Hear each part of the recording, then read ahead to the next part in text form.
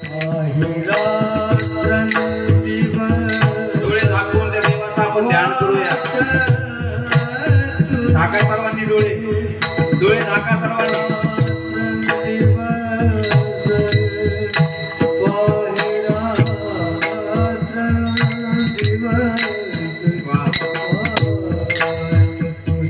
आता आपली बारी 7 ताळाच्या पिढीमध्ये येते.